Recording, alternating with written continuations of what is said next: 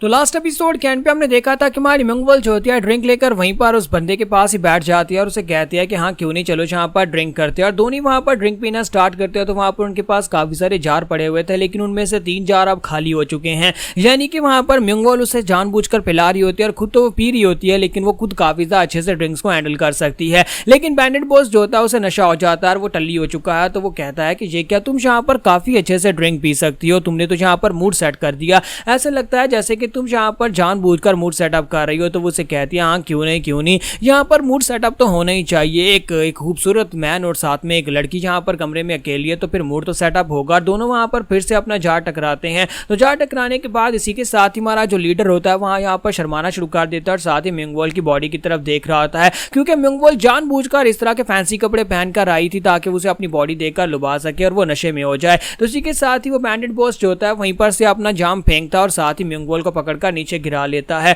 तो मिंगवल को गिराने के बाद उसे कहता है कि तुझे तुम्हारी अपनी गलती है, अब बताओ कि यहाँ पर तुम किसी के साथ बैठकर ड्रिंक पी रही हो, वो भी ऐसे कपड़े पहनकर जिसमें से तुम्हारी आधी बॉडी दिखाई दे रही हो, तो फिर यहाँ पर वो बंदा क्या ही करेगा। अब मुझसे और ज्यादा रहा नहीं जा रहा, क्यों ना हम लोग यहाँ पर अपनी बिजनेस डील को स्टार्ट करें। तो बैंडेड बॉस को लगा था कि शायद ये आगे से रेजिस्ट करेगी, लेकिन च्योन सैंग जो है यानी मिंगवल जो है उसका तो ये डेली का काम है। इसी वजह से हमारी च्योन मैंग जो होती है, हमारी मिंगवल जो होती है वहीं पर से उसे पकड़ती है, उसका मुंह पकड़कर उसे नीचे की तरफ खींचती है, फिर साथ उसे किस कर देती है। तो वो यहाँ पर बैंडेड बॉस को जब किस करती है तो इसी के साथ ही बॉस जो होता है वो पूरी तरह से ढीला पड़ जाता है और वो तो यहाँ पर ऐसे जैसे कि लट्टू हो गया हो, उसको तो और भी ज्यादा नशा हो जाता है। मिंगवल जो होती है वहां पर उसे नीचे गिरा लेती है और कहती है कि ये तो अच्छी बात है कि तुमने यहाँ पर मूड सेटअप कर दिया, लेकिन मैं यहाँ पर तुम्हें एक बात बताऊं कि मुझे यहाँ पर तुम्हारे जैसे मर्द पसंद नहीं है जो कि जबरदस्ती करते हैं, बल्कि मुझे यहाँ पर खुद तुम्हारे जैसे लोगों के साथ जबरदस्ती करना पसंद है। और वो खुद उसके ऊपर चढ़कर बैठ जाती है और उसे कहती है कि मैं यहाँ पर तुम्हें खुद मजे देती हूँ, तुम्हें बिल्कुल भी कुछ करने की जरूरत नहीं होगी। तो इसी के साथ ही बैंडेड बॉस जो होता है वो और भी खुश हो जाता है और कहता है कि हाँ क्यों नहीं, तुम्हें जो भी करना है वो कर सकती हो, मैं तो यहाँ पर तुम्हारे साथ डील करने को पूरी तरह से तैयार हूँ।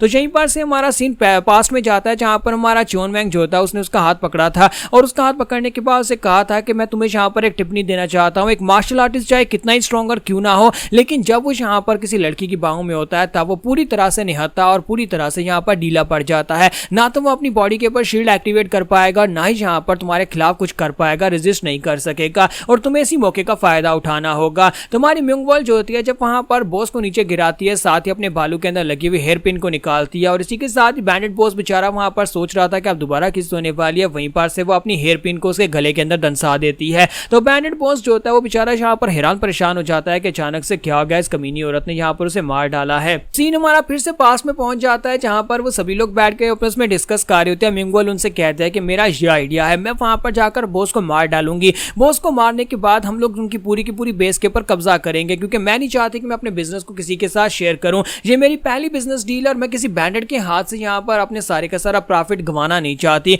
मुझे यहाँ पर क्या फायदा होगा अगर मैं यहाँ पर किसी बैंडेड के साथ कोई डील कर लूं और सारे का सारा पैसा और प्रॉफिट वो ले जाए, इसलिए मुझे यहाँ पर ये करना ही होगा। हम सभी लोगों को यहाँ पर मिलकर इनको हराना होगा। जैसे कि तुम लोगों ने कहा था कि अगर बॉस को मार दिया जाए तो बाकी के सभी लोग भाग जाते हैं या फिर वो घुटने टेक देते हैं, या तो इन्हें फोर्सफुली घुटने टेकने में मजबूर करेंगे या फिर उनके बॉस को मारकर उनका सर काट कर उनके सामने रखेंगे ताकि वो हमारे सामने घुटने टेक दें। तुम सभी लोग इस बारे में क्या कहते हो? तो क्वान उसे कहता है कि ये बहुत ज्यादा खतरनाक हो सकता है। लेडी मिंगवल, हम लोग बहुत ही कम लोग हैं और इतने कम लोगों के साथ हम उन सभी लोगों को कुछ भी नहीं बिगाड़ पाएंगे। वहां पर ना सिर्फ उनके सोल्जर्स हैं बल्कि उनके साथ उनके वुल्व्स हैं और वुल्व्स को संभालना बहुत ज्यादा मुश्किल है। तो मिंगवल उन लोगों से कहती है कि अगर हम लोग इस सब में कामयाब हुए तो फिर हम उन्हीं लोगों को गुलाम बनाकर उनसे वहां पर माइनिंग करवाएंगे और वहीं से आयरन और मटेरियल निकलवाकर उससे वेपन बनवाएंगे। लेकिन अगर हम लोग इसमें नाकाम रहे तो हम सभी लोग उसी जगह के पर मारे जाएंगे, इसलिए तुम्हें यहाँ पर सोच समझकर मेरे साथ आना होगा। जो भी तुम में से मेरे साथ आना चाहे वो मेरे साथ आ सकता है। मिंगवल उनसे कहता है कि मांझी यहाँ पर सारी की सारी तैयारी करेगा ताकि हम लोग वहां पर से निकल सके। तो वो मांझी से कहता है कि मांझी जाकर तैयारियां मुकम्मल करो,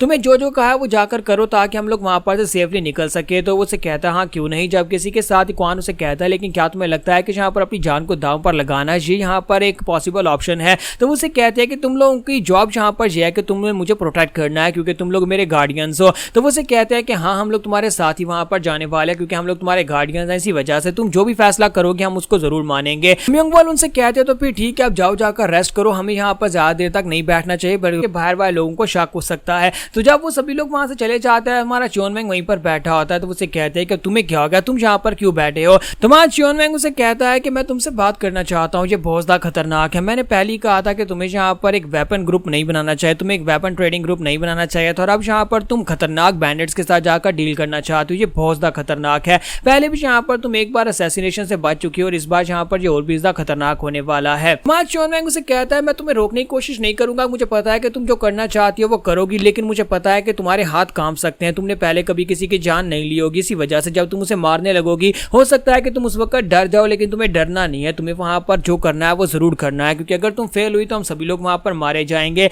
इसी वजह से मैं तुमसे यही कहूंगा कि तुम्हें वहां पर डरना नहीं है। तुम्हारी म्योंगवॉल उसे कहती है कि ये क्या तुम यहाँ पर अचानक से एक बड़ा भाई बनकर मेरे सामने क्यों बैठ गए? तुम्हें क्यों लगता है कि मैं यहाँ पर तुम्हारी एडवाइस मानूंगी? तुम्हारा चोनवेंग उसे कहता है कि चाहे तुम यहाँ पर इस बात को मानो या ना मानो, लेकिन मैं तुम्हारा बड़ा भाई हूं। तो वो उसे कहती है कि मुझे यहाँ पर तुम्हारी जरूरत नहीं है। अगर तुम यहाँ पर सपोर्ट करना चाहते हो तो गार्ड यूनिट के एक मेंबर की तरह यहाँ पर सपोर्ट कर सकते हो। रही बात यहाँ पर मेरे खुद से करने की, तो मैं यहाँ पर इस ग्रुप का लीडर होने के नाते ये काम खुद करना चाहती हूँ। मैं यहाँ पर उन्हें दिखाना चाहती हूँ कि ये हमारा पहला मिशन है और मैं यहाँ पर अपनी यूनिट के लिए कुछ भी करने को तैयार हूँ, यहाँ तक कि अपनी जान को भी दांव पर लगाने को तैयार हूँ। तुमने यहाँ पर इस बात को खुद भी नोटिस किया होगा कि वार स्लेव होने के नाते कभी भी लीडर यहाँ पर खुद आगे नहीं बढ़ते, लेकिन मैं खुद यहाँ पर आगे बढ़ूंगी ताकि यहाँ पर अपने सोल्जर्स का मोरल राइज किया जा सके। वो सभी लोगों को इससे हिम्मत मिलेगी और वो सभी लोग आगे बढ़कर फाइट करने के लिए तैयार हो जाएंगे। साथ ही हमारी म्योंगवॉल उसे कहती है कि तुम्हें ऐसा क्यों लगता है कि मैंने पहले कभी यहाँ पर किसी के साथ ऐसा नहीं किया? मैं पहले भी ये बहुत बार कर चुकी हूँ, मैं पहले भी यहाँ पर किसी की जान ले चुकी हूँ और मैं यहाँ पर कोई अच्छी जिंदगी नहीं गुजार चुकी। तुम्हें लगता है कि मैंने सारी जिंदगी कोर्टिसियन हाउस में नाचते गाते हुए गुजार दी? नहीं, ऐसा बिल्कुल भी नहीं था। मैं यहाँ पर daily life and death situation से निकलती रही हूँ। अगर तुमने अपनी सिचुएशन संभाली है वार स्लेव के तौर पर, तो मैंने यहाँ पर अपना सब कुछ देखा है। मां चोनवेंग उसे कहता है अच्छा ठीक है, प्लीज मुझे माफ कर देना, मैंने तुमसे ये बात की। तो उसे कहती है कोई बात नहीं। जैसे मां चोनवेंग जाने लगता है तो उसे कहती है कि मैं तुमसे यहाँ पर एक बात कहना चाहती हूँ कि तुमने आज उन बच्चों को बचाकर अच्छा किया। तो चोनवेंग कहता है लेकिन तुमने मुझे थप्पड़ मारा था। तो उसे कहती है कि थप्पड़ मारना बहुत ज्यादा जरूरी था ताकि मैं उन लोगों के सामने अपने आप को साबित कर सकूं, लेकिन अगर तुम वहां पर आगे बढ़कर उन बच्चों को नहीं बचाते तो बच्चे वहां पर मर जाते।